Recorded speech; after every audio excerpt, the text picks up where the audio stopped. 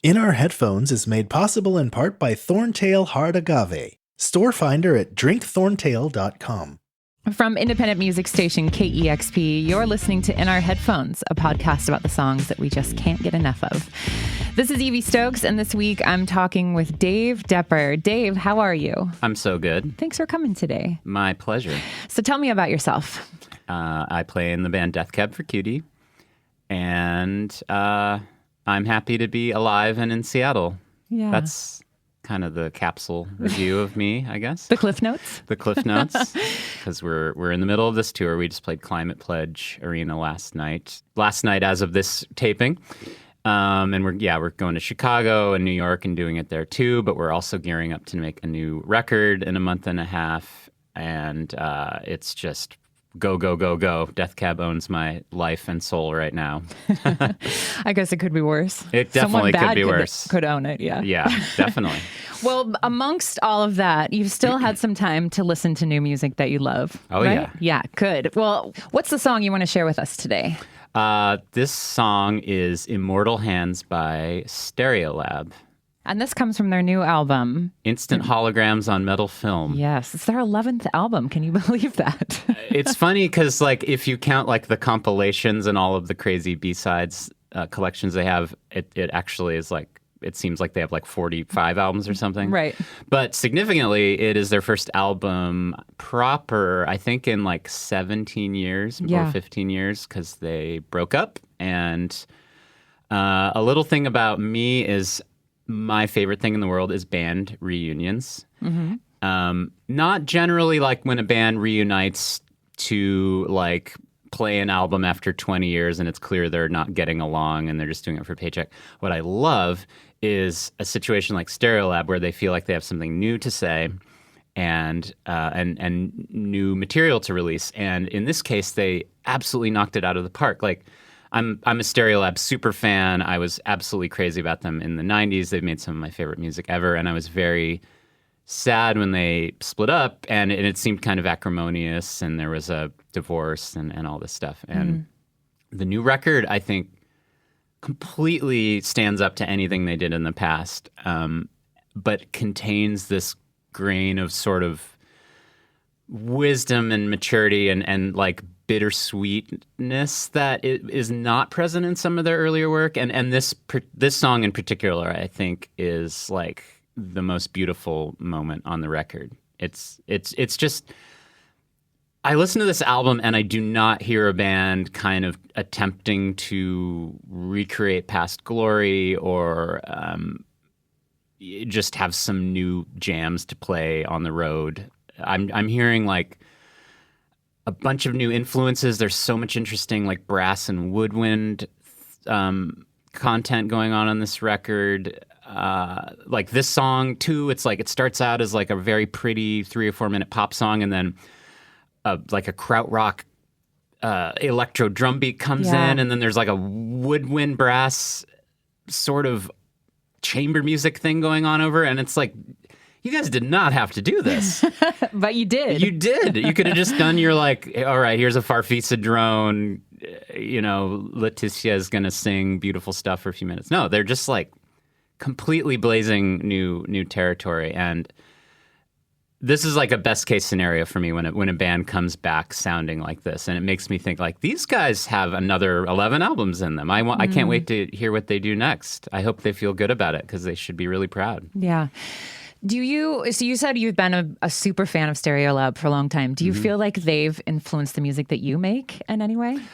Absolutely. Yeah. In so many ways, from like the way I like drums to be recorded or integrating drum machines with live drums to panning the bass like in the mix, to their approach to synthesizers, which always feel very organic. You know, some people play synthesizers and it's like, oh, there's like these guys sound like a synth pop band, but these guys never do. It just sounds, they make drum machines and electronic instruments like breathe organically. And that's just kind of what I'm always trying to achieve too, is sort of like a organic symbiosis of acoustic and electronic.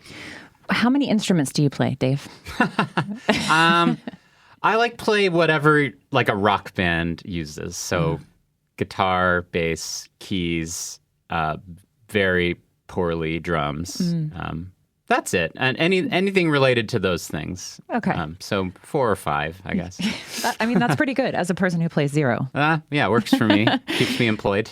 Do you have any specific memories, like great memories of Stereolab, times that you were listening to records, favorite records from them, favorite songs, other than this one? I have some interesting... Well, yeah. Their album Dots and Loops from 97 is in, I think, my top 5 albums of all time. I absolutely love it. It's kind of informed...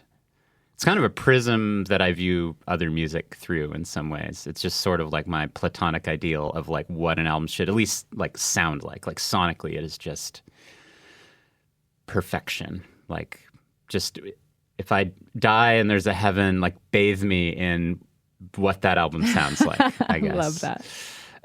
But I really love anything. They were on a screaming run in the 90s from like Emperor Tomato Ketchup, which is the album before that, through Dots and Loops, Cobra and Phases Group, Sound Dust, and Margarine Eclipse. I don't know if that's 5 albums I just said, but that run is just like as good as music gets, I think.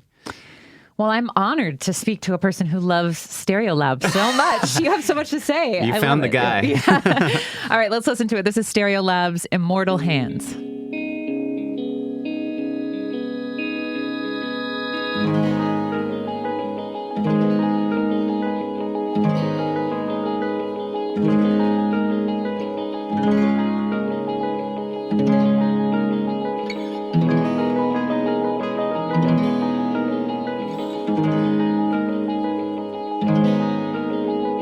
Much further beyond what we can control, past the stories we are told.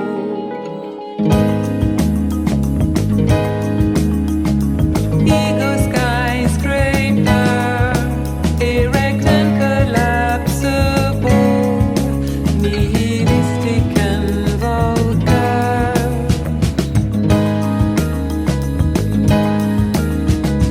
Beyond what I could hold in both my hands, I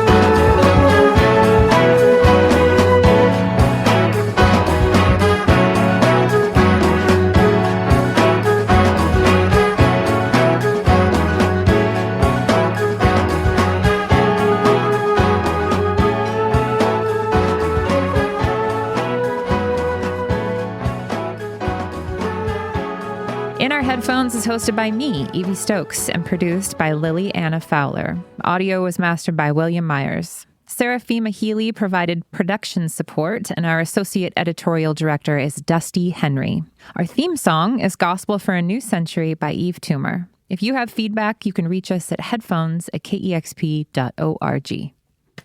Bravo. Okay, thank you. Yeah.